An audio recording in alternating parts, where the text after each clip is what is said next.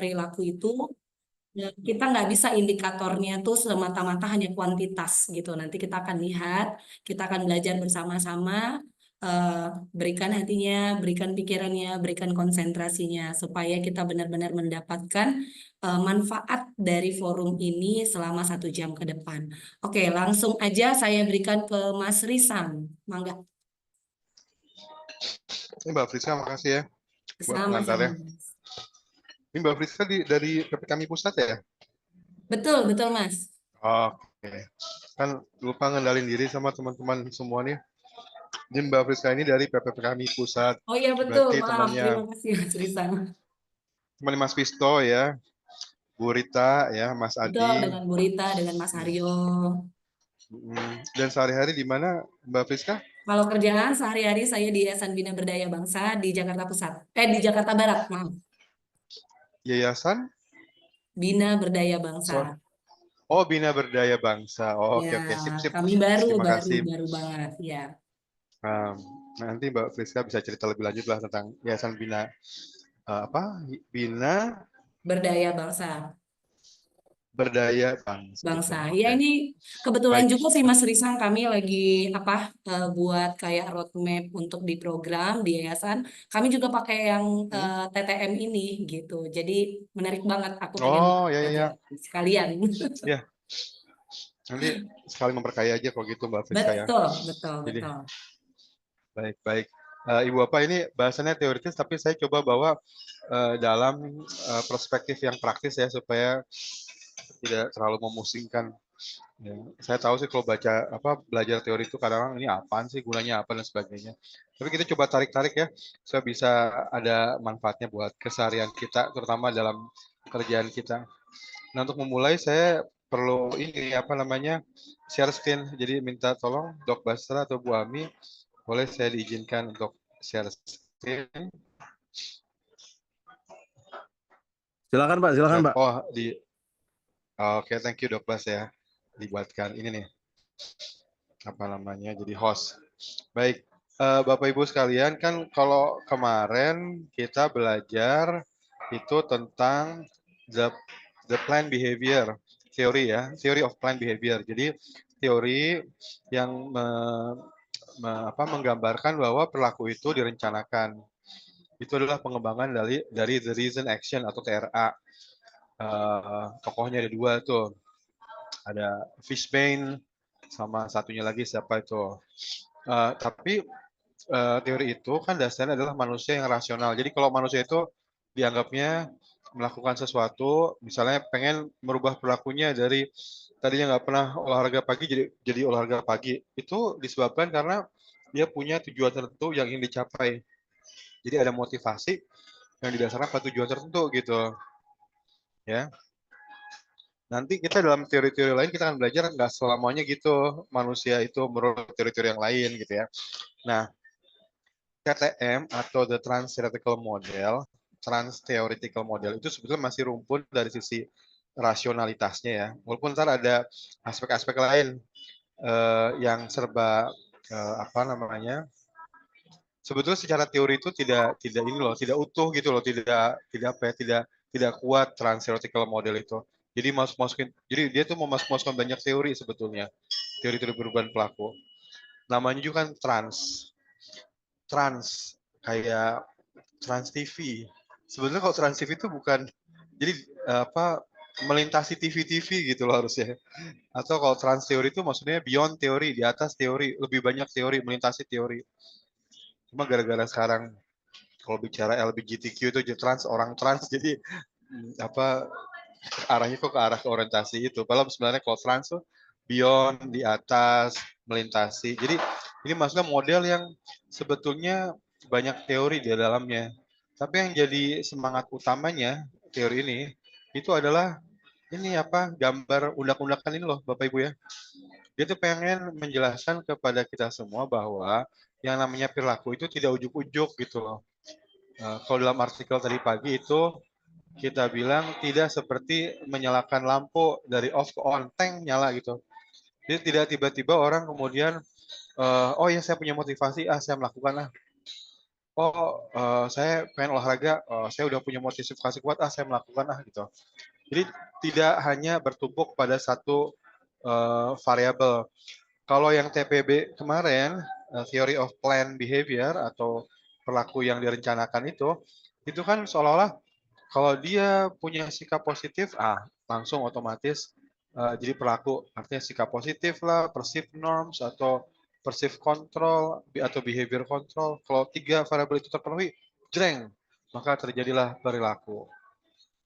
Nah, kalau si TTM ini melihatnya perilaku itu bertahap, ada prosesnya.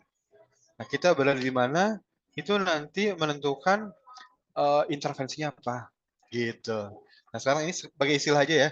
Saya sengaja pakai istilah aslinya, tapi sebetulnya sih agak susah dipahami kalau diterjemahkan begitu aja. Jadi gini, terutama yang kedua ya, process of change. Jadi gini, stage of change itu kan undak-undakannya, tahapannya. Tahap pertama apa, orang pertama apa dulu, kedua apa, ketiga apa. Ya kadang-kadang orang ada di tahap 2, kadang ada di tahap 3, tapi untuk menuju tahap keempat, kelima, keenam apa. Jadi ada 6 undak-undakan ya, 6 tahapan.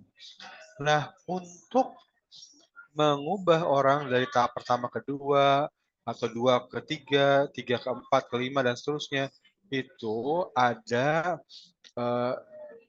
bentuk-bentuk kegiatan lah ya. Kalau di sini sih lebihnya sangat operasional ya. Bentuk-bentuk kegiatan atau input input atau variabel-variabel independen, jadi yang mempengaruhi ya, yang bisa mempengaruhi orang agar maju dari 2 ke 3 atau 1 ke 2. Itu yang disebut sebagai process of change. Ya. Jadi kalau dalam teori ini kalau dibilang, wah dia ada di tahap kontemplasi. Apa ya proses of change yang pas? Proses of change itu maksudnya kegiatannya apa gitu. Simpelnya gitu aja. Intervensinya apalah gitu. Intervensi kayak gimana nih? Wah, jadi kegiatannya apa nih kalau membawa orang dari kontemplasi ke persiapan misalnya ya. Nah, itu adalah process of change.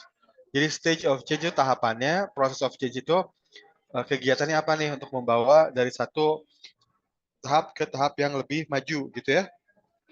Nah, sekarang ini dulu tahapannya dulu ya. Stage of change-nya, tahapannya dulu. Jadi kalau menurut TTM, serendah-rendahnya tahapan itu adalah pre-kontemplasi. Nah, tahap di selanjutnya itu kontemplasi, berikutnya persiapan, aksi, pemeliharaan, terminasi. Ya, masing-masing tahapan ini ada ciri-cirinya, ya, ciri-cirinya. Dan kita harus paham ciri-cirinya. Nanti untuk kalau secara praktis ya, untuk melihat nih, ini orang-orang ada tahap mana nih? Apa yang harus kita lakukan? Ya, karena setiap proses of change atau kegiatan itu akan berbeda untuk tahapan yang berbeda. Ya, misalnya orang ada di pre-kontemplasi. Pre-kontemplasi mah kita bilang gini aja, mikir aja enggak gitu. Bodoh amat, mikir untuk berubah aja enggak. Imunisasi, kagak gua pikirin, ngapain? Itu bahaya, ngerusak anak nanti kalau udah besar. Apa imunisasi HPV? Nanti buat anak saya mandul. Gak gua pikirin. Mikirin aja enggak. Mikirin aja enggak, itu bisa dalam pengertian dia punya ketidaksukaan, boleh. Atau dia tidak tahu. Dia tidak tahu sama sekali tentang perilaku itu untuk apa dan sebagainya. Jadi sama sekali nggak dipikirin. Nah, kalau orang di tahap pre-kontemplasi didatangi terus diajak, gimana tuh? Ayo Bu, imunisasi. Ngapain imunisasi? Apa itu imunisasi? Nggak cocok jadinya. Nah, itu yang kita maksud sebagai bentuk kegiatan atau process of change itu harus sesuai dengan orang itu ada di tahap mana. Itu kalau nggak sesuai nanti bisa bahaya, ya, bisa backfire. Iya, misalnya orang benci sama imunisasi, terus kita datang langsung ke rumahnya ngajak imunisasi, marah lah. Apalagi kelompok anti. Nah, itu maksudnya kita harus tahu dulu orang itu ada di tahap mana dalam perubahan perilaku. Ya, orang misalnya sudah di tahap persiapan. Persiapan itu artinya dia pengen berubah, udah punya niat berubah. Kalau kontemplasi cuma mikir-mikir, oh saya berubah nggak ya? Kayaknya kalau berubah begini, kalau nggak berubah gini. Kalau saya melakukan itu begini manfaatnya, kalau nggak melakukan ini ditimbang-timbang gitu ya. Tapi kalau persiapan tuh dia sudah mulai punya aksi, tapi aksi persiapan ya. Dia sudah melakukan sesuatu, ngumpulin informasi, tanya-tanya, datang ke klinik, gitu ya. Terus datang ke klinik, ya kliniknya kan kalau dulu di puskesmas ada tuh klinik yang untuk berhenti rokok ya, dulu ya. Ini TTM ya, sorry teman-teman. Tadi di grup teman-teman ada yang bilang, oh TTM kayak ini ya, kayak untuk berhenti ngerokok. Iya, emang kalau dulu di kuliah kan kita diajarin ya, TTM itu pakai ilustrasi atau kasus berhenti ngerokok. Karena memang TTM ini banyak dibangun teorinya gitu dari kasus berhenti rokok. Jadi gini Bapak Ibu, misalnya ada orang datang ya ke klinik ke ini ke apa puskesmas ya. Dulu ada pojok buat berhenti ngerokok. Sekarang kelihatannya udah pada nggak ada ya. Nah, mereka datang terus nanya, Bu, nanya-nanya dong. Oh iya ada apa? Silakan silakan duduk. Saya tuh rokoknya udah berat. Saya mau berhenti nih. Gimana caranya ya? Nah, itu kan berarti dia udah di tahap persiapan. Dia cari-cari informasi. Eh, terusnya kita ini nasehatin. Jadi begini Pak, memang rokok itu bahaya. Bisa menyebabkan kanker paru. 80 sekian persen itu kanker paru itu pasti berhubungan sama rokok itu. Dan kanker paru itu pembunuh laki-laki paling banyak di Indonesia saat ini. Oh ngomong aja gitu. Nah, itu nyambung nggak? Ya enggak. Orangnya udah siap kan, udah siap mau berubah, udah siap. Ya kita malah apa nyasar ke ini apa namanya ke pikiran dia agar memperkuat dan sebagainya. Nah itu mah udah katam. Orang itu udah katam, udah lewat masa itu. Gitu ya.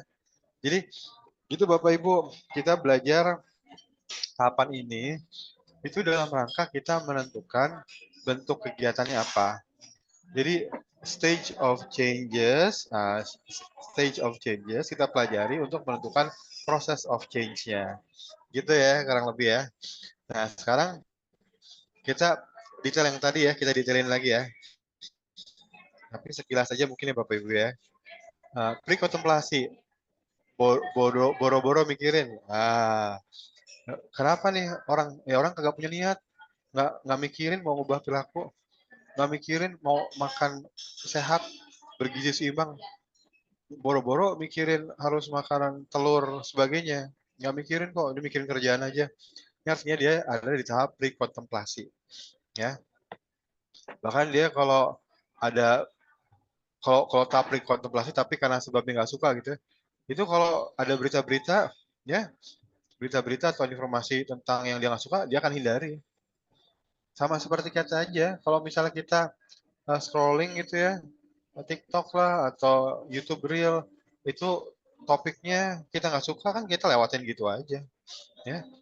Nah ini yang menyebabkan sebetulnya kalau kita buat kampanye dan kampanye itu mengajak perilaku langsung, itu akan tertolak, nggak akan nyampe di kelompok-kelompok yang nggak suka.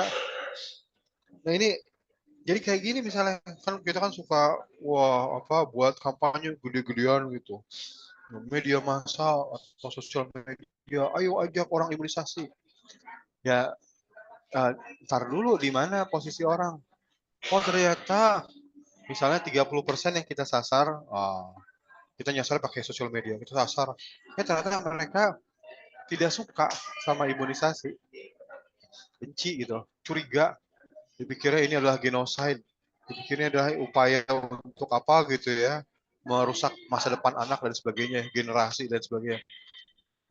Nah kalau dia nggak suka terus kita ngajak imunisasi pakai kata imunisasi pun ya kata imunisasi dimunculkan diajak dia nggak akan dibaca lah sosial media dilewatin gitu aja kenapa ya karena dia sudah punya predisposisi ya ketidaksukaan itu ya nah, jadi penting tuh untuk memahami proses of change-nya kayak gimana. Nggak bisa kita ngajak-ngajak orang yang tidak suka. tidak mikirin bodo amat. Nah, ini menurut teori CTM ya. Jadi prekontemplasi itu bisa nggak mau, nggak peduli, nggak semangat, menyangkal, nggak mau minum obat TBC gitu. Nah, itu tahapan orang yang atau tidak tahu sama sekali ya. Ini tahapan yang paling bawah gitu ceritanya. Nah, ada kalanya orang karena exposure dengan pesan-pesan, wah ternyata COVID banyak kasusnya nih, banyak yang meninggal nih. Nah kemudian dia akan masuk ke tahap kontemplasi. Jangan-jangan, aku cek gitu, belum berubah orang ya, tapi jangan-jangan, kunci di situ. Jangan-jangan vaksin ada benarnya ya. Jangan-jangan saya harus vaksin COVID ya. Nah, itu salah satu kata kunci kalau di konteks Indonesia. Kalau orang udah mulai mikirin, khawatir, wah, anak saya jangan-jangan bisa kena polio ya. Nah, itu berarti dia ada di tahap kontemplasi, ya. Jadi dia udah mulai mikirin bahaya penyakitnya apa, resikonya apa, manfaatnya apa. Jangan-jangan saya harus olahraga nih supaya itu contoh di mana eh, dia itu mulai memikirkan perilaku itu. Nah, cuma posisinya jangan-jangannya gimana? Kan kalau ngomong jangan-jangan itu kan selalu ada yang pro, ada yang cons. Jangan-jangan manfaatnya ini. Tapi capek. Jangan-jangan kalau saya masuk klub bola, nanti saya jadi sehat. Tapi repot. Nanti saya setiap minggu harus datang bawa sepatu, harus beli ini, beli itu. Kalau posisinya seri, sama-sama kuat, nanti itu akan ada yang disebut sebagai kontemplasi kronis. Teori itu bilangnya begitu. Kronis jangka panjang, kontemplasi aja. Dan dari sisi perilakunya itu ada penundaan yang lama. Penundaan gitu. Tapi memang kalau kerja tuh nunda-nunda emang karena kebanyakan itu sih ya. Kayak teman-teman pikirkan ya, kalau kerjaan itu ditunda-tunda, itu bukan kerjaan yang tidak bisa dilakukan sebetulnya, tapi bisa dilakukan. Ya, kalau kerjaan atau masalah yang tidak bisa diselesaikan, kita nggak akan mikirin tuh. Jadi misalnya ada jalan depan rumah kita bolong, terus butuh biaya 20 miliar untuk memperbaikinya. Warga nggak ada yang mau. Nggak ada solusi ya udah gitu. Biasanya kita nggak mikirin gitu. Dan biasanya nggak buat stres juga. Tapi pekerjaan atau masalah yang buat stres itu kan yang ditunda-tunda karena kita nimbang-nimbang gitu. Kontemplasi kronis, mikirin manfaatnya apa ya, kerugiannya apa ya, bisa nggak ya ini ya. Itu kelamaan tuh. Nah, kalau mau masuk ke tahap berikutnya, persiapan, kalau menurut teori ini, manfaatnya harus lebih besar, atau resikonya lebih tinggi, atau gain, apa yang didapat itu lebih besar gitu. Ya, kalau lebih besar, bisa masuk ke tahap persiapan, preparation. Di tahap persiapan, kuncinya adalah niat dan rencana sebetulnya. Kalau ada orang udah niat, ntar besok saya mau ke puskesmas mau nanya-nanya tentang imunisasi. Nah, itu orang di tahap preparation. Ya, saya pengen tahu jadwal imunisasi kapan ya. Nah, itu udah persiapan juga tuh. Jangan cocok nih sama waktu saya. Saya mau datang ke klub olahraga, mau tanya bayarnya berapa. Kayaknya nggak mahal. Jadi sudah take action. Atau kalau ke ke ahli gizi udah datang, gimana ya caranya nurunin berat badan, misalnya gitu ya. Itu sudah take action itu. Nah, itu sudah di tahap persiapan ya. Nah, kalau orang sudah di tahap persiapan, kita nggak usah lama-lama ngomongin tentang pentingnya perilaku itu atau bahayanya kalau tidak melakukan. Ya nggak perlu kan. Kita bisa langsung kasih pesan yang teknis, langsung aja. Ya nggak langsung amat ya. Saya maksudnya, ini nih, gini caranya untuk berhenti merokok. 1, 2, 3, 4. Dan ini sudah terbukti berhasil di banyak orang. Mau nggak kita pelajari dulu satu ya satu. Jadi teknikal. yang terkait dengan pelaku itu bisa dipelajari di sini. Kalau orang sudah masuk di tahap persiapan. Tapi kalau belum ya jangan, ya. Ya misalnya kita ngasih jadwal imunisasi. Jadwalnya ini ya, hari Senin jam sekian sampai jam sekian di sini. Ya. Nah, buat orang yang di tahap persiapan,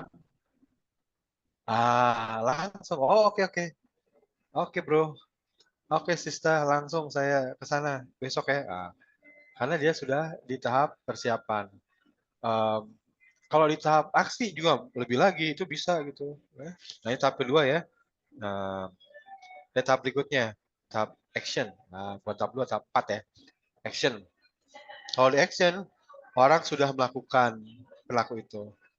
Nah, kalau di teori-teori perubahan perilaku lainnya, itu biasanya dibilang kalau sudah aksi berarti sudah ini sudah terjadi perubahan perilaku. Ya istilahnya udah katam gitu, beres gitu.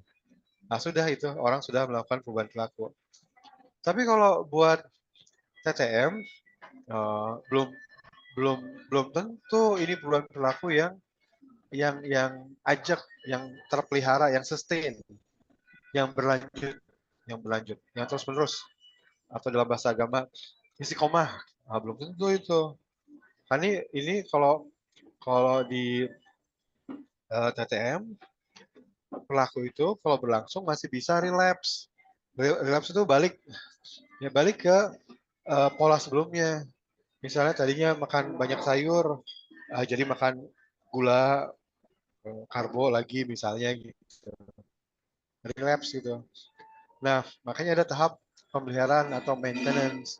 Jadi orang itu harus mengambil langkah-langkah untuk bisa memelihara supaya tetap dia melakukan perilaku itu, ya.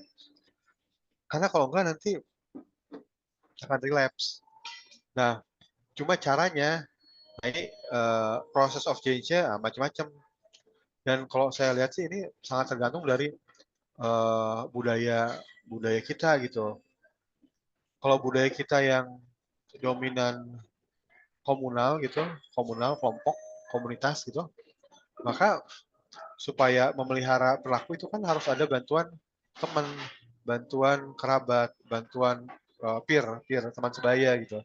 Itu salah satu cara untuk memelihara perilaku bagusnya gitu ya. Nah, ya tapi sebaliknya kalau peer-nya ternyata berperilaku lain, ya bisa sebaliknya dipengaruhi gitu ya. Nah, terakhir itu namanya terminasi.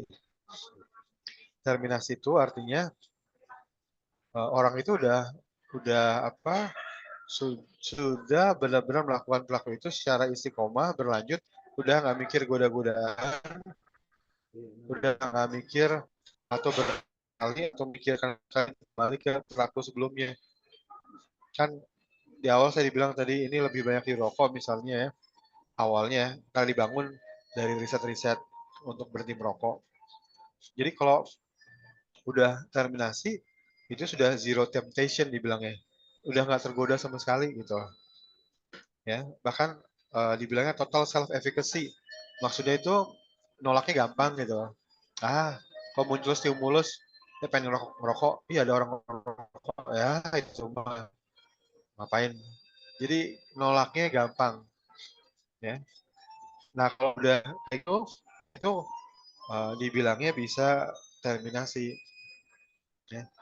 Tapi kalau seperti itu tuh, seperti info posternya RCCI kemarin tuh, kalau misalnya kita stres, tadinya makan sehat jadi makan banyak, nah copingnya dengan makanan, nah maka itu disebutnya belum masuk tahap terminasi, itu masih rentan untuk balik ke aku sebelumnya gitu ya. Nah, ini tahap terakhir, jadi kalau bisa terminasi bagus ya.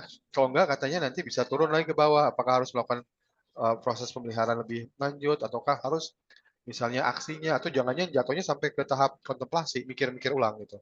Bisa terjadi kayak gitu. Nah, sekarang konsep kedua ya, Ibu Bapak ya, process of change.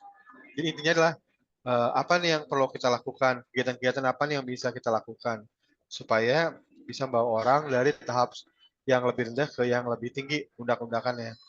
Dari pre-kontemplasi ke kontemplasi, dari kontemplasi ke persiapan, persiapan ke aksi, aksi ke pemeliharaan, pemeliharaan ke terminasi. Nah, kalau apa namanya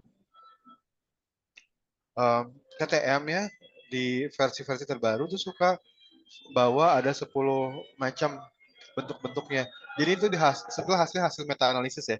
Jadi dia mengcompile semua bentuk kegiatan dan hasilnya seperti apa, lalu kemudian dia membaginya ke dalam 10 kelompok. Walaupun 10 kelompok ini tidak eksklusif, dalam pengertian kalau pakai ini berarti beda dengan yang lainnya, enggak juga. Dalam satu intervensi itu bisa mengandung beberapa kegiatan seperti ini. Kegiatan ini kan seperti kegiatan yang dari sisi tujuannya aja. Bentuknya apa bisa dicari-cari.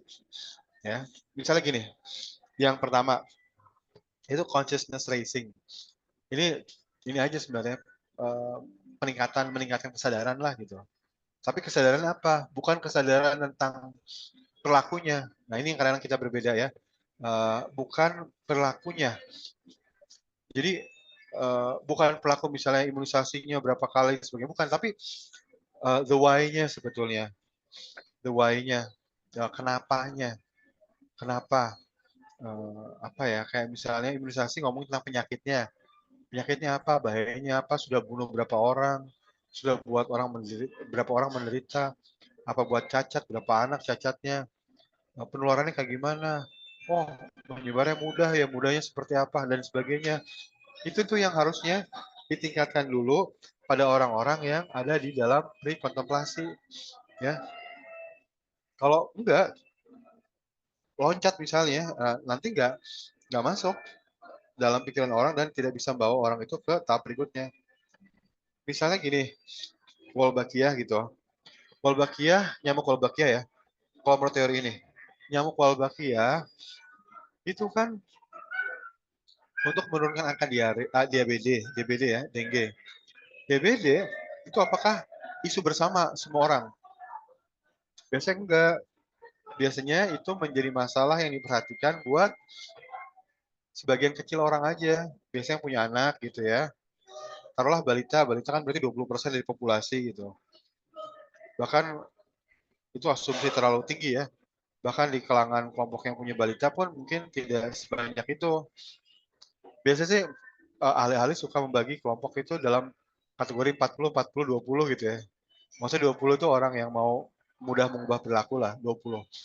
Jadi kalau dari sisi balita aja 20%, 20%-nya bagi 20 ya, 1/5 bagi 1/5 berarti 1/25 di dalam masyarakat mungkin yang punya perhatian ke DBD. Nah itu mungkin ada di dalam tahap kontemplasi.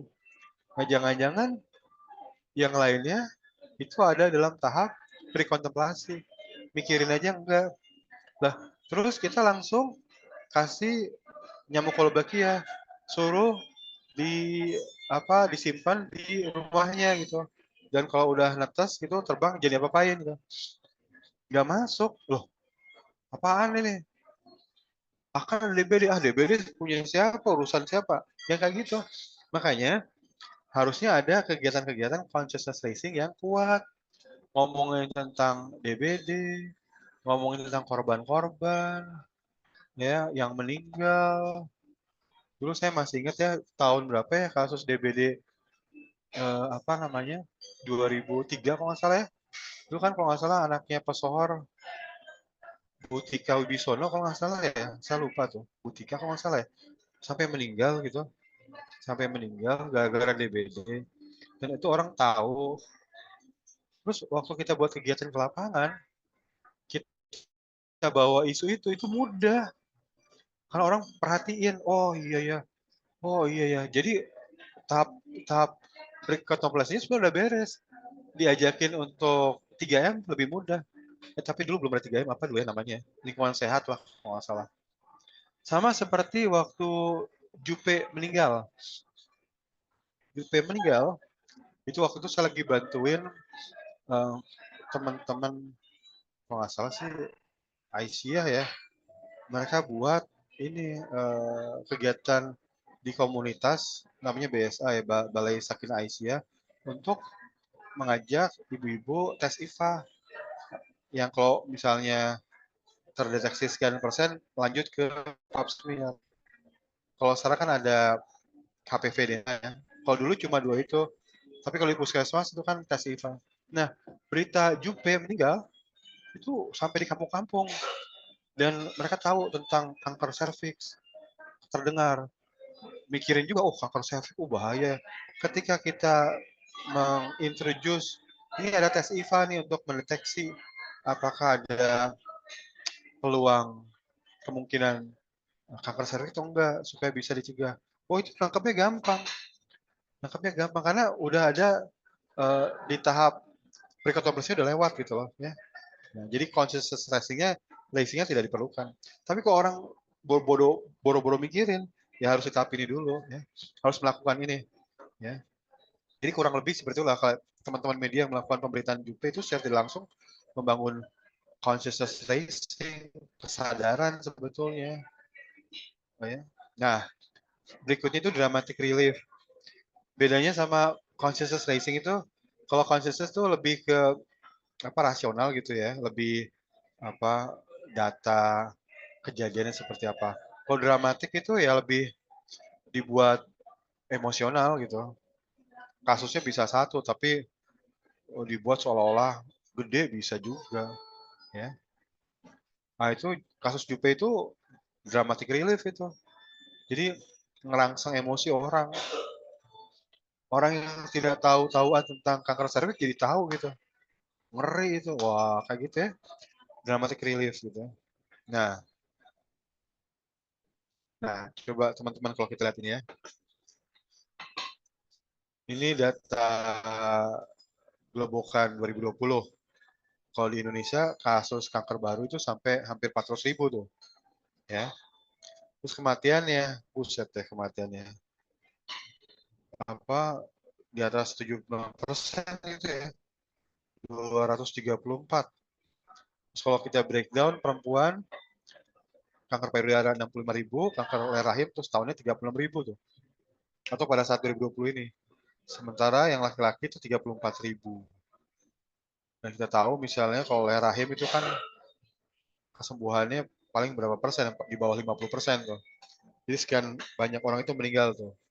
Nah, ini termasuk dalam consciousness raising atau peningkatan kesadaran. Ya. Tapi kalau itu masuk ke emosi, nah itu bisa masuk kategori dramatic relief.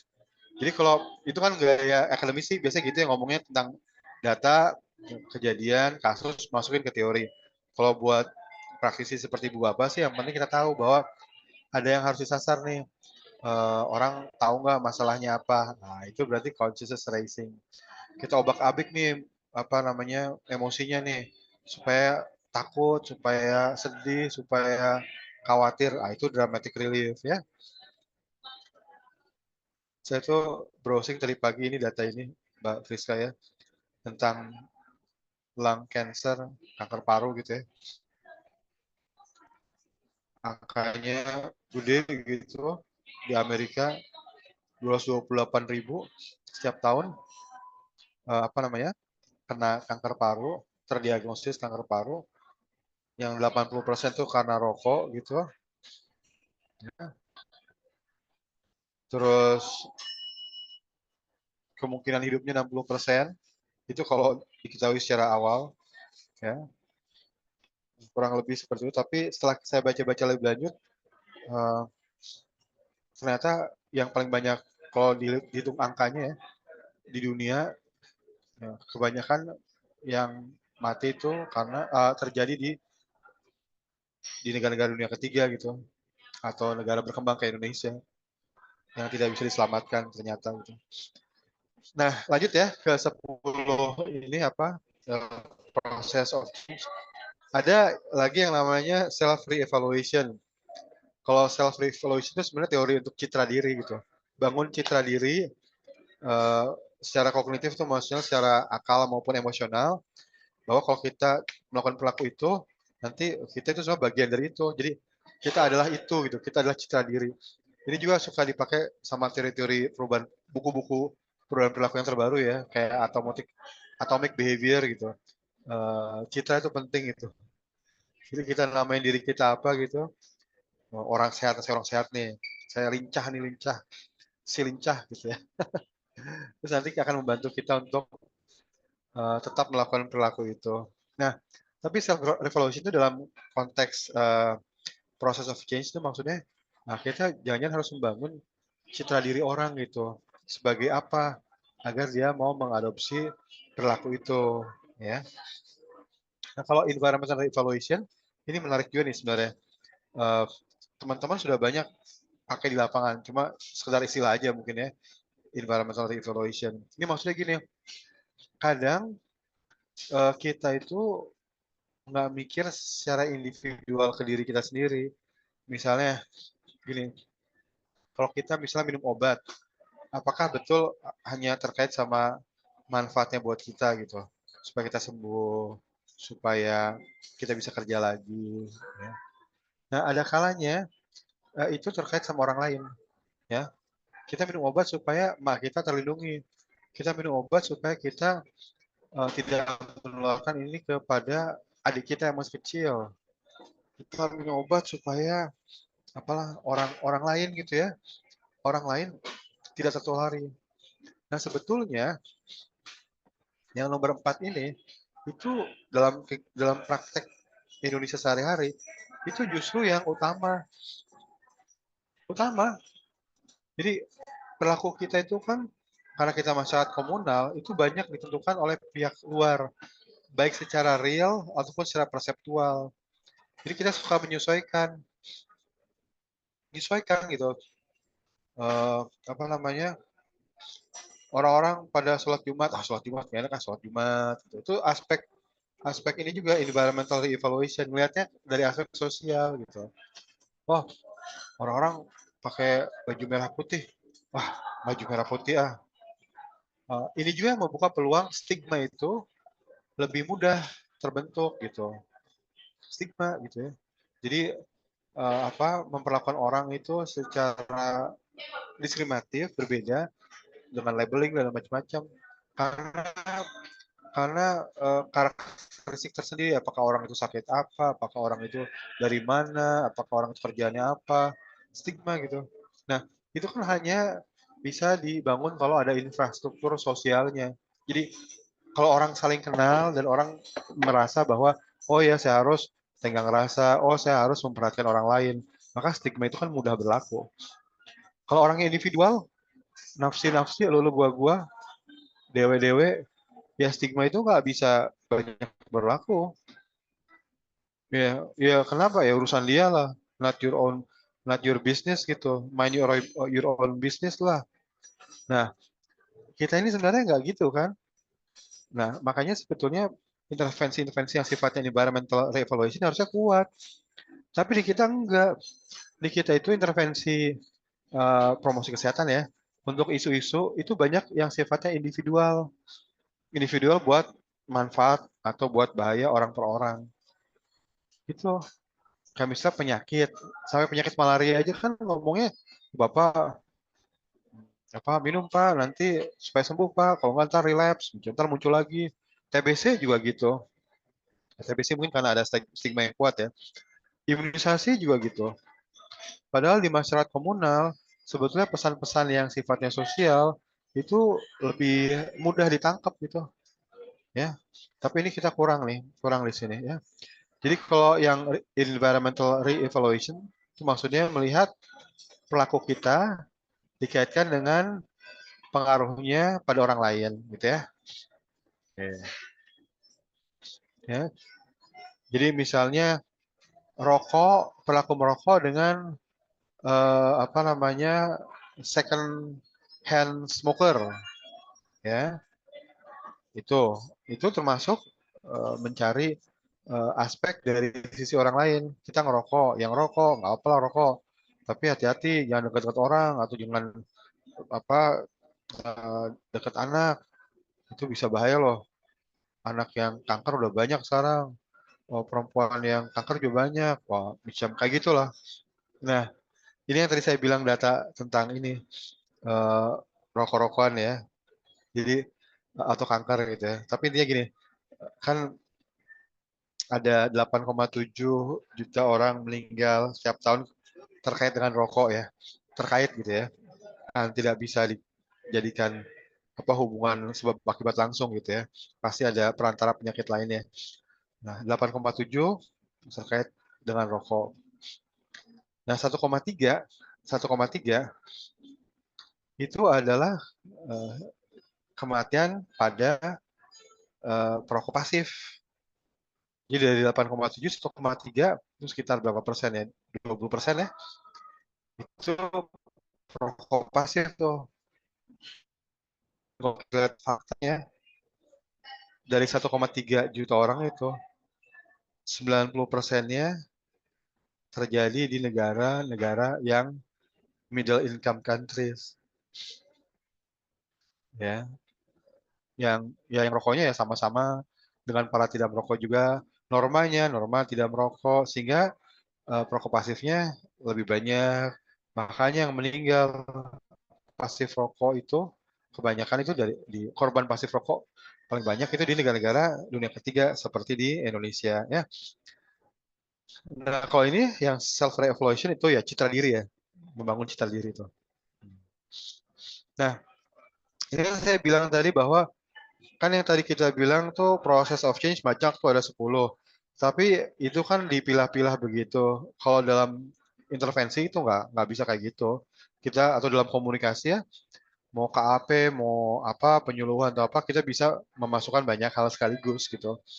Ya, kita bisa masukin consciousness raising, kita bisa masukin self evaluation, kita masukin environmental evaluation yang kemudian bisa membentuk dramatic relief misalnya. Ini contoh aja sih, ini ada iklan lama gitu. Tapi kalau baca dalam teks bahasa Inggris sih jadi agak agak agak nonjok gitu ya. Tapi kalau dalam bahasa Indonesia kadang-kadang masalah terjemahan ya, jadi kurang nonjok sih. Tapi intinya bilang gini, ada laki-laki ya, 50-an tahun bilang, saya tuh sebenarnya khawatir kok ngerokok itu bisa buat saya kena kanker paru. Dan saya juga khawatir bahwa itu bisa buat saya mati lebih cepat. Tapi ya, yang nggak pernah saya pikirkan sebelumnya adalah ternyata itu semua terjadi pada istri saya. Itu punchline-nya ceritanya gitu ya. Tapi di sini kemudian ditampilkan juga informasi tentang kematian akibat rokok di Amerika sana sampai 50.000 orang setiap tahun. Nah, intinya adalah di dalam satu iklan ini aja itu elemen-elemen proses of change tadi banyak gitu. Bisa 4 ini. Nah, dan kalau kita lihat di sini, ini kelihatan banget bahwa orang-orang yang disasar itu orang-orang yang berada di dalam tahap prekontemplasi. Iya, prekontemplasi. Mikirin aja kagak, boro-boro mikirin. Cirinya apa? Cirinya adalah orang tidak digiring untuk berhenti merokok. Jadi kalau di dalam prekontemplasi, boro-boro orang mikirin berhenti merokok, ya. Makanya jangan nyuruh orang berhenti merokok, tapi consciousness raising dulu gitu, atau dramatic relief-nya, emosinya gitu. Nggak usah mikirin mengubah perilaku, nggak usah. Nah, 56, oh 8 menit lagi Mbak Friska ya, sorry, saya agak cepat ya. Ada juga ntar self liberation atau tekad. Itu maksudnya adalah membangun tekad orang yang kuat lah gitu. Misalnya ngebantu dia untuk bangun resolusi tahun baru, atau dibuat sebagai testimoni publik, ya, atau ngasih option. Jadi ada satu cara, ini kalau mikro ya, counseling misalnya. Kalau kita pengen buat orang itu punya tekad kuat itu ya kita ajak dia untuk milih gitu, milih mau melakukan apa. Kayak gini, kayak udah mau diberesin kerjaannya, ya beresin Pak. Kapan kira-kira bisa selesai? Besok. Kalau dia ngomong besok, itu kan pilihan dia. Maka tekadnya lebih kuat gitu, ya. Nomor 5. Atau social liberation. Kalau social liberation itu maksudnya dari sisi kelompok orang dibantu gitu. Ini kayak affirmative action lah gitu. kerja advokasi ya. Jadi dibantu lingkungannya. Misalnya program makan gratis, nah itu juga termasuk itu social liberation. Kawasan bebas rokok, ya. Jadi negara yang turun tangan gitu untuk memberi peluang perubahan perilaku lebih besar ya. Nah, ada yang namanya counter conditioning juga ya. Counter conditioning itu maksudnya kita bukan ngajarin orang untuk berhenti melakukan apa, tapi kita ngajarin perilaku lain yang bisa mengganti perilaku yang bermasalah. Misalnya perilaku yang bermasalahnya adalah bullying. Nah, kita ajarin dia untuk bersikap asertif misalnya. Asertif itu apa ya? Ini ada formula khusus kalau di barat tuh ngomong asertif itu maksudnya adalah kita menyampaikan sesuatu tanpa kita emosional gitu, tapi kita menunjukkan nilai kita. Jadi ketegasannya di situ. Misalnya kalau ada teman kita gitu melakukan hal yang tidak kita sukai, misal dorong kita jeger. Oh, jangan marah, jangan ngamuk gitu. Tapi kalau dalam komunikasi barat tuh kita bilang, kamu tadi dorong saya loh. Itu kan fakta, jadi fakta diangkat tuh loh. Kamu tadi dorong saya loh. Saya sampai jatuh dan berdarah. Saya tidak suka penilaian kita. Saya tidak suka kamu berbuat gitu. Boleh nggak kamu lain kali nggak melakukan itu? Pak Rizal, Ya. sorry, itu agak ketutup tadi. Aman Pak, udah. Aman sekarang, oh ya. Itu namanya asertif. Kapan-kapan kita ngomong asertif gaya barat sama asertif gaya Indonesia seperti apa ya. Tapi ini adalah counter conditioning, mengenalkan perilaku baru sebetulnya. Nah, ada lagi yang namanya stimulus control. Nah, ini stimulus control itu mirip-mirip nudge teori yang belakangan populer. Intinya orang itu diubah aja lingkungannya atau dikasih sinyal-sinyal supaya orang itu melakukan perilaku itu. Jadi kalau nudge teori itu dasarnya manusia itu tidak rasional. Ya. Kalau dua teori pertama kita pelajari kan rasional loh. Saya melakukan apa untuk apa? Ada tujuannya. Kalau nudge teori itu nggak rasional. Jadi melakukan begitu aja karena ada sinyal atau ada tanda atau ada lingkungan atau ada kesempatan gitu. Jadi kalau menurut nudge teori ya, ini saya suka ngobrol sama teman-teman ini, orang kan nggak rasional. Jadi kalau menurut teori yang tidak rasional ini, ketika orang dikasih 3 pilihan, maka dia otomatis akan milih yang tengah. Iya, dan risetnya mengatakan demikian. Jadi kalau orang nggak punya pengetahuan atau nggak bisa milih, nggak ngerti ini apa, mana yang bagus ya, A, B atau C ya, aduh pusing nih. Atau kebanyakan informasi itu, aduh pusing saya milih. Maka orang akan cenderung milih yang tengah. Jadi nanti kalau bapak ibu ya ikutan pilkada gitu ya, pilpres juga, kalau ada 3, minta bapak di tengah itu, menang pasti pak, menurut teori ini. Ya. Nah, yang berikutnya adalah contingency management. Ini sebetulnya ini reinforcement di teori-teori biasa tuh. Jadi kalau ada pelaku positif, ya menguatkan pelaku yang ada lah gitu.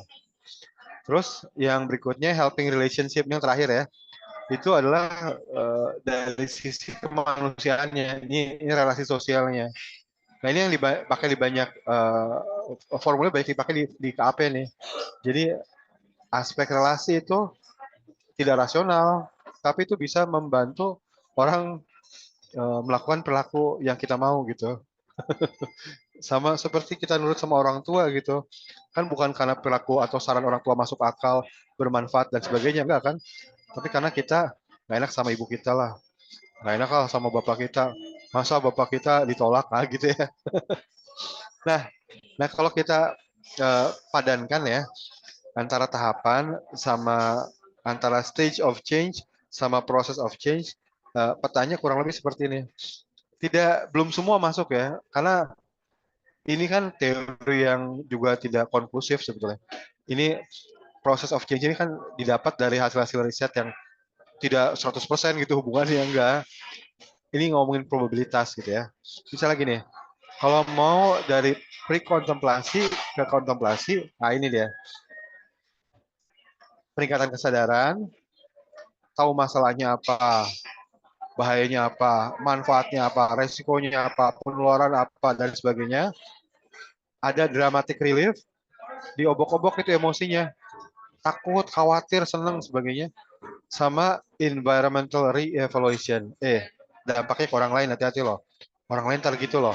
Orang lain ntar sakit loh. Orang lain ntar, orang lain gitu ya. Terus kalau kontemplasi ke persiapan itu self re-evaluation. Ya, citra diri, citra. Ya, jadi kalau misalnya orang udah mikir-mikir nih, wah, kayaknya saya imunisasi nggak ya anak saya?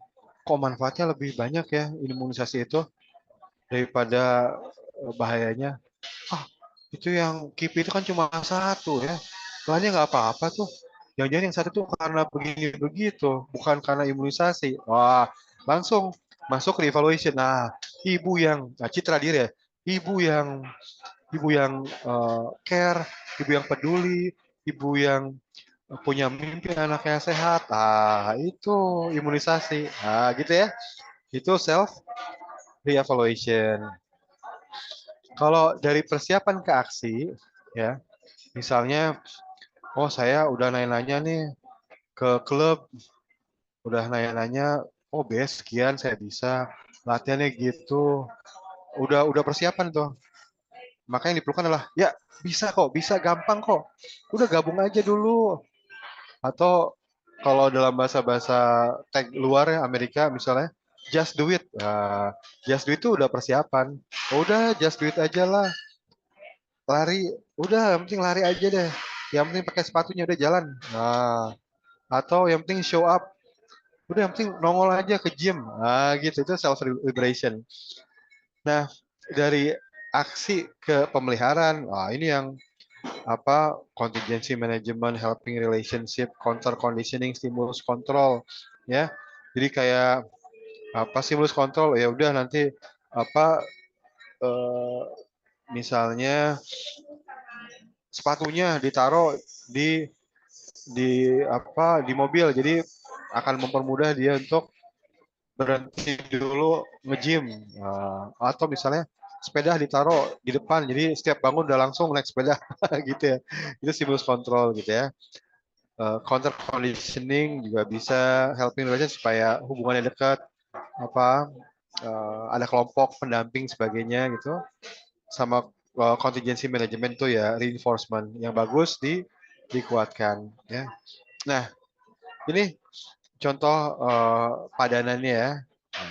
Sehingga Bapak Ibu coba ya kita, Mbak Friska nanti minta dibantu teman-teman ya, kalau kita punya kasus seperti ini, kira-kira teman-teman jawabnya apa nih?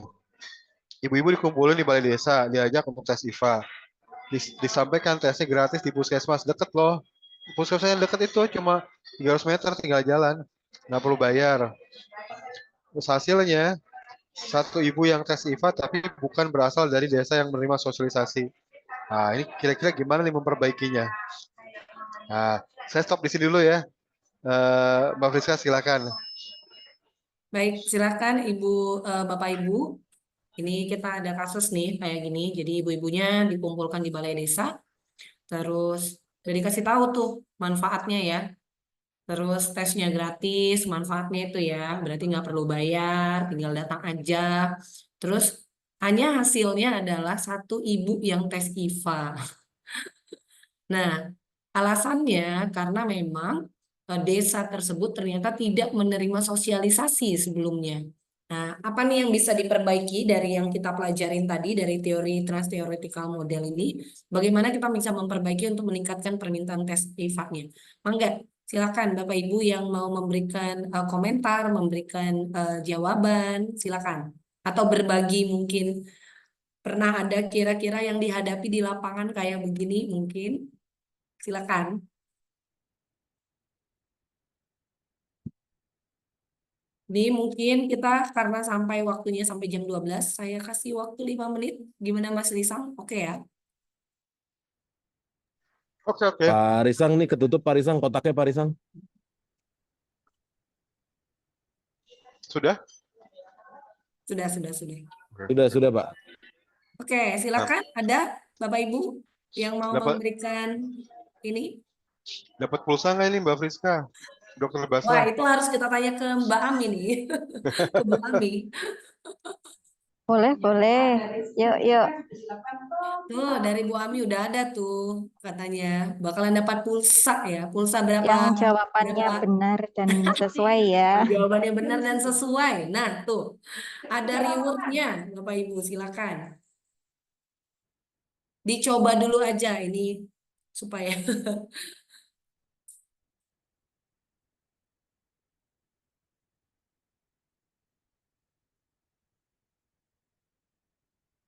silakan nih banyak banget loh 172 orang nih luar biasa yang hadir hari ini.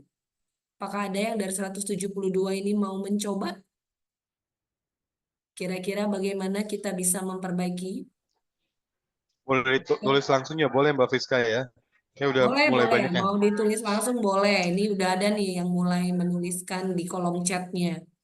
Di kolom chat boleh tulis Bapak Ibu kalau misalnya kesulitan ya untuk membuka mic-nya.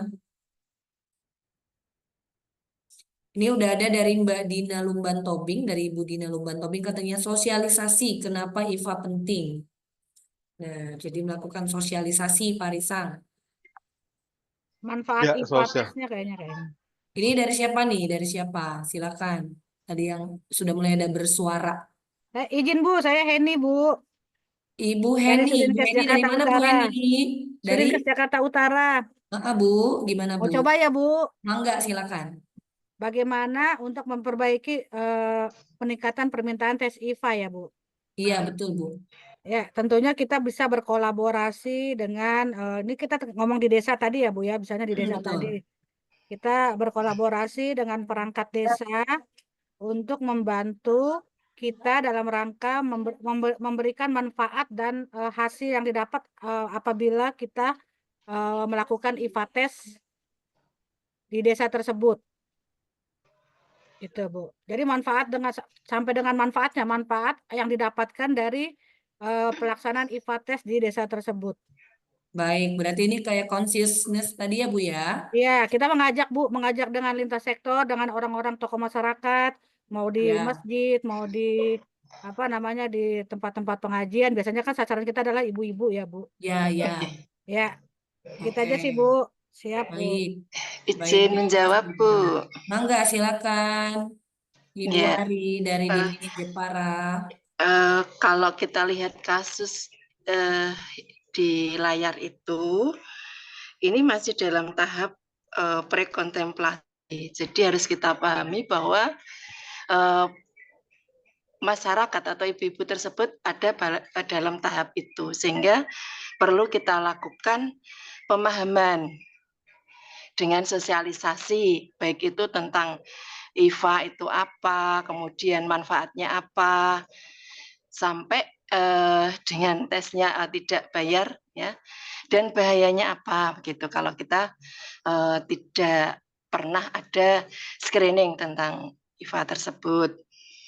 Kemudian setelah itu kita juga bisa memanfaatkan ibu yang tadi yang tes IVA yang sudah berasal dari desa yang lain itu untuk Testimoni ya Bu bisa ya? memberikan pengalamannya bagaimana sih sebenarnya IVA itu, kenapa dia mau untuk dites IVA gitu, karena memang dia yang sudah pernah mendapatkan sosialisasi gitu.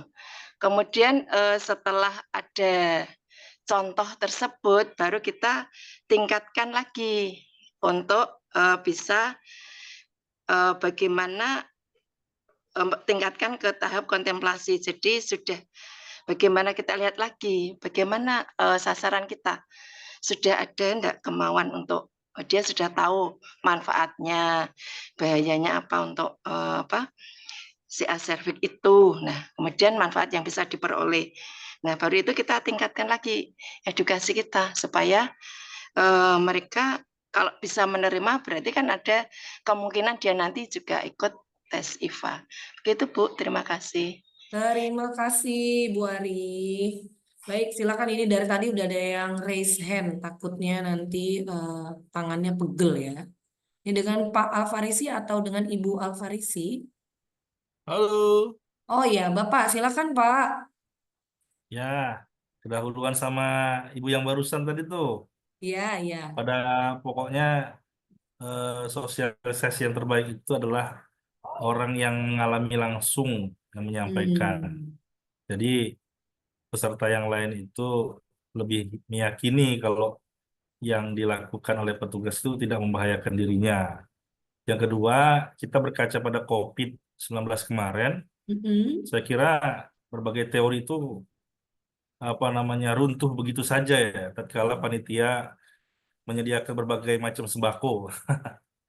Jadi apa namanya di tengah ekonomi sulit bisa jadi tuh variasi dari panitia untuk menyediakan ya minyak goreng, kecap, sabun yang Hmm. dibutuhkan oleh emak-emak. Saya kira itu menjadi daya tarik tersendiri ya, karena kan ada apresiasi yang diberikan kepada mereka, mereka merasa itu hal yang menguntungkan begitu. Dua itu Hmm. dulu sementara. Terima kasih. Baik, baik. Terima kasih Pak Farisi. Ini tadi juga saya lihat Ibu Dina Lumban Tobingnya mengangkat tangan. Silakan Bu. Masih ada? Eh, Halo Oh ya, Mbak, silakan Bu. Mbak Iya, Friska. ya. Terima kasih untuk kesempatannya. Sebenarnya tadi untuk melengkapi jawaban saya yang ada di chat box, saya setuju dengan Ibu yang sebelumnya bahwa dari Hmm. contoh kasus di atas, sepertinya Mm-mm. kondisi warga atau ibu-ibu di lokasi tersebut masih dalam fase pre-kontemplasi, sehingga betul yang pertama sekali disasar adalah pemahamannya, kayak IVA itu apa hubungannya dengan kanker ovarium dan uh, menurut saya dalam proses edukasi dan sosialisasinya perlu ada semacam lokal lokal champion gitu. Jadi Hmm. termasuk satu orang ibu yang sudah mengikuti tes IVA tadi bisa dijadikan menjadi role model gitu ya untuk sharing pengalamannya kayak gitu. Kemudian yang kedua perlu menunjukkan data angka um, ada berapa persen para perempuan yang ikut tes IVA berhasil mencegah fase yang lebih buruk kayak gitu dan membandingkan dengan data pasien kanker ovarium yang tidak apa atau terlambat ya atau terlambat cek Hmm. melakukan tes IVA dan akhirnya tidak sempat selamat seperti itu sehingga Hmm. selain consciousness raising, kita juga menyasar bagian dari emosinya mereka, apalagi apa namanya yang terlihat di masyarakat kita saat ini kan tugas tugas perawatan dan pengasuhan itu kan masih banyak ke ibu ya, perempuan gitu, sehingga bisa memasukkan apa ya value tentang nanti kalau apa misalnya dengan umur ibu sekian tahun saat ini anak ada berapa dan usianya berapa sehingga apa ya harapan dan ekspektasi bahwa inginnya para ibu tuh kan berada mendampingi anak-anak sampai tua gitu ya dan tidak menjadi dalam tanda kutip tidak menjadi beban bagi suami atau anaknya di masa depan karena sakit kayak gitu. Menurut saya seperti itu, Bu. Terima kasih. Baik, terima kasih Ibu Dina karena sudah menyampaikan dengan cukup komprehensif juga pendapatnya. Baik, satu lagi ya saya berikan kesempatan kepada Pak ini Ibu atau Pak Kuku, silakan. Monggo dibuka mic-nya aja. Iya, Ya, saya silakan. ibu Oh, Ibu, kebetulan. baik. Silakan Ibu. Iya, untuk jadi ibu saya melengkapi beberapa jawaban bapak dan ibu sebelumnya karena saya pikir jawabannya sudah ini ya sudah bagus sekali karena pengalaman bapak ibu sebelumnya juga pasti sangat banyak ya dibandingkan saya yang masih apa istilahnya ya masih masih newcomer istilahnya di bagian promosi kesehatan. Nah, kalau saya boleh melengkapi dari beberapa jawaban-jawaban yang sudah ada. Jadi ini kan di desa ya. Kalau orang desa itu biasanya identik dengan rasa takut. Jadi ketika kita di awal menjelaskan mengenai penyakit yang bahayanya demikian demikian demikian, memang itu baik untuk meningkatkan pengetahuan mereka karena dari mana lagi mereka mendapatkan informasi yang valid kalau bukan dari kita yang tenaga kesehatan. Namun demikian, pada pelaksanaannya, pada saat hari H mungkin ya, hari H pelaksanaan IFA, ini sebaiknya ibu-ibu ini bisa didampingi atau apa ya istilahnya ada pendampingan dari nakes ataupun kader yang mungkin mereka kenal sehingga kepercayaan dirinya bertambah, kemudian rasa khawatirnya berkurang karena kadang orang tuh mau periksa, aduh nanti kalau aku ketahuan sakit terus gimana, kayak gitu kan jadi takut ya Bu ya. Jadi kalau didampingi itu akan lebih tenang, yang pasti akan lebih tenang. Kemudian kalau ada petugas yang dikenal, entah itu kader atau mungkin dari perangkat desanya atau dari tenaga kesehatannya, mereka seperti ada teman untuk berbagi gelisahnya mereka begitu. Kami biasanya di Kota Malang, misal ada pemeriksaan kesehatan ataupun IFA seperti itu, yang menyasar pada masyarakat umum, ini kami mendata lewat kader ya. Jadi kadernya disuruh mengkoordinir siapa yang mau datang dari wilayah kelurahannya dan kader tersebut pasti mendampingi yang bersangkutan sampai di lokasi dan tidak ditinggal sampai acaranya selesai. Karena kalau misalnya tidak didampingi tadi mereka aduh takut nanti kalau aku ternyata sakit aku gimana kayak gitu ya. Jadi kader di sini memiliki peran yang sangat penting dalam pelaksanaan screening terutama yang berpotensi untuk mengetahui penyakit yang katakanlah bisa dibilang parah ya kalau kanker cervix gitu. Begitu Bu. Jadi mungkin pendampingan dari orang yang dikenal terutama yang memiliki koneksi dengan bidang kesehatan di sini dari kader, dari kelurahan ataupun dari puskesmas, menurut kami itu juga sangat penting untuk meningkatkan minat dari masyarakat untuk periksa IFA. Demikian, terima kasih. Baik, terima kasih Ibu Kuku. Baik, silahkan Mas Risang. Saya Iya, tadi kayaknya udah mendengar ada banyak banget ya iya, pendapat banyak banget masukan dan luar biasa. Mbak Friska, saya belajar tuh dari situ banyak. Ya betul betul. Ini Iya, juga banyak di banget. box chatnya juga masih banyak nih Mas. Saya hitung-hitung ada Oh sekitar ya, 12 atau 13 gitu dari. waduh, saya nggak bisa buka karena kalau saya buka ntar ketutupan katanya. Tapi Mangga ini, Mas, silakan. ya ini belajar banyak nih. Terima kasih Ibu Bapak ya. Yang dari Malang tadi, dari apa ada Jepara. Jepara ya Bu Ari ya. Terus ada Pak Alfarisi ya tadi ya. Ya betul dari Pak Alvisi. Terus ada sebelumnya siapa tuh? Budina Bu Nunggu. Nina ya. Ya Itu Budina. terima kasih buat pembelajarannya ya. Dan ini saya angkat tadi juga karena ini ya kasus kanker serviks di Indonesia kan tinggi, tetapi yang tes IVA ibu-ibu itu kan rendah banget ya. Benar. Di bawah 10% kan itu ya angkanya. Betul Pak Rizal. Oh, gimana itu layanan sudah siap tapi permintaan nggak ada ya. Nah, makanya tadi itu solusi-solusi yang teman-teman sampaikan bagus itu. Nah, kalau dari sisi TSM kan jelas ya bahwa jangan ngajak dulu tapi keluarkan dulu datanya, ceritanya gitu ya. Masalahnya apa gitu, kanker serviks itu apa, bahayanya apa. Kalau tadi dibilang sama rekan dari Malang, warga desa itu nggak mau lebih emosi, ya itu betul juga tuh di Indonesia itu kan kita ya kan lebih komunal. Komunal tuh lebih rapat ke emosi daripada ke kognisi atau Rasional, ya. rasional gitu. Jadi antara sosial dan emosional tuh dekat. Makanya apa namanya dibuat takut ya nggak apa-apa. Ini ngeri loh gitu ya. Bahkan ada testimoni itu penting, testimoni misalnya orang yang kena kanker serviks atau cerita-cerita orang yang meninggal jupe gitu itu nggak apa-apa gitu karena itu bisa meningkatkan kesadaran ya. Nah terus tadi juga jadi kalau dari sisi intervensi berarti kan lebih ke consciousness raising atau dramatic relief ya. Terus tadi ada poin bagus tuh dari Pak Alfarisi ya diangkat sama rekan dari Malang tadi ya tentang perlunya pendampingan. Oh iya, betul banget ya. Bahkan kalau kita itu di budaya komunal harusnya mereka aja rame-rame, bersama kader juga. Jadi kalau ada kabar buruk ya bisa ditangani secara psikologis ya, artinya secara sosial gitu. Jangan terlalu takut. Ya Iva mungkin terdeteksi sekian, nanti kan harus ada pap smear itu. Terus kemudian ada apa gitu ya tingkatannya. Tapi maksudnya ada support dari kelompok gitu. Jangan biarkan sendiri gitu. Orang justru nggak mau sendiri karena malu ya, atau takut dapat label, ih itu tes ini, ih itu diituin, ih orang suka gitu, kan justru membuat halangan. Tapi kalau periksa rame-rame dan diantar pula oleh kader, itu membuat lebih termotivasi. Ya. Nah ini kalau dalam konsep barat tuh kan ada yang disebut self-help group ya. Self-help group itu sebenarnya peer.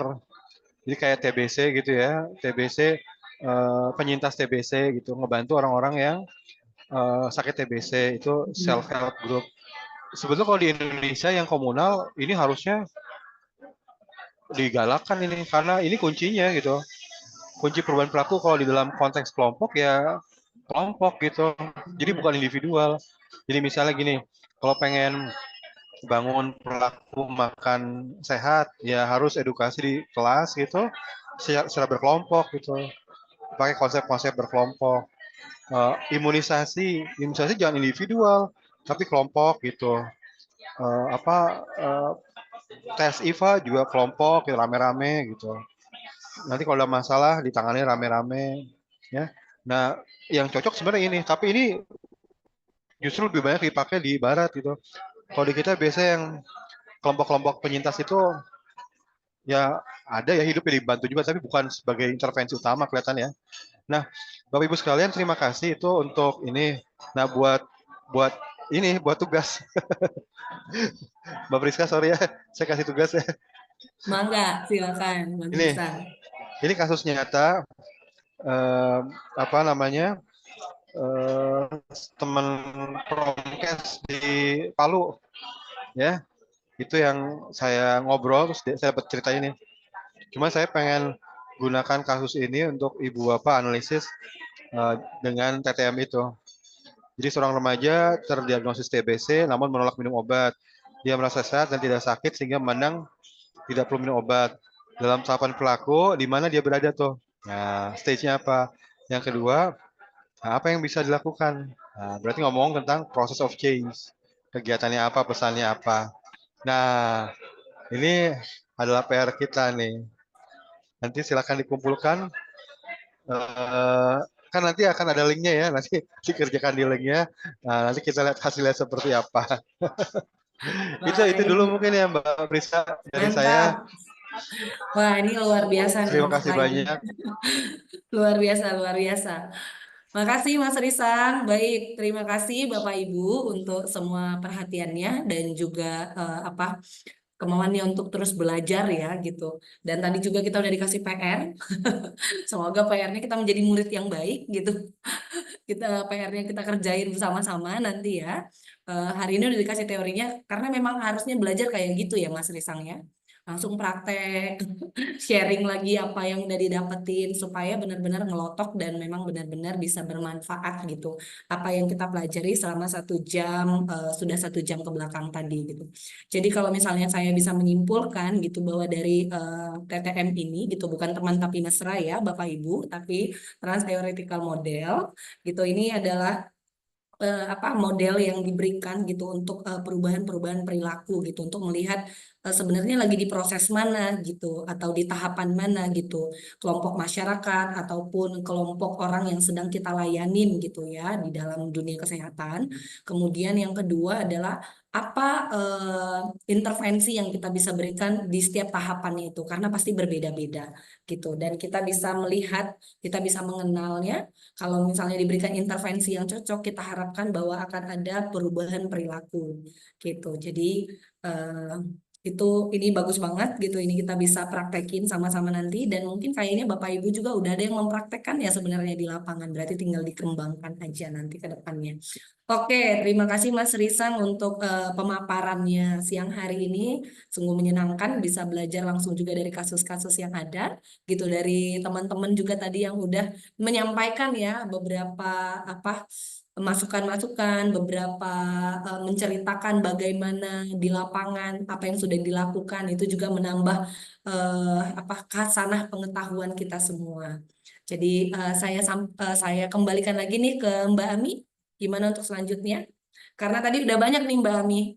Rewardnya nanti mau berapa orang yang menerima terserah ya itu saya serahkan ke Mbak Ami nih. Silakan Mbak Ami saya kembalikan lagi. Oke, terima kasih Bu Friska. Terima Ya, kasih juga Pak Risang. Udah ditutup Bu Friska ya. ya baik. Oke. Ya Bapak dan Ibu, terima kasih udah bergabung siang hari ini. Mohon maaf saya tidak bisa on cam. Kita bergabung kembali di Selasa depan ya Bapak dan Ibu. Dan hari Kamis kita juga masih, insya Allah kita masih bergabung kembali. Nanti linknya seperti biasa menyusul, dan untuk sertifikat khusus untuk sesi belajar teori dasar komunikasi perubahan perilaku nanti akan diberikan satu sertifikat selama 5 sesi. Jadi Bapak Ibu nanti diusahakan bisa mengikuti semua 5 sesi. Jika terlambat atau ketinggalan, belum menyimak di sesi sebelumnya, bisa nanti menyimak melalui rekaman video yang diunggah di SID Forum Kemisan. Dan satu lagi mengerjakan penugasan ya Bapak dan Ibu. Nanti linknya akan kami share. Oke, terima kasih Bu Friska. Terima kasih Mami, terima kasih Mas Risang, terima kasih Bapak Terima Ibu kasih. semuanya. Mbak Prisa, terima kasih. Bu Ami, semua Sama-sama. makasih ya. Ya, Sehat-sehat Bapak Ibu. mari Bapak Ibu silakan boleh leave meeting. Saya izin pamit ya.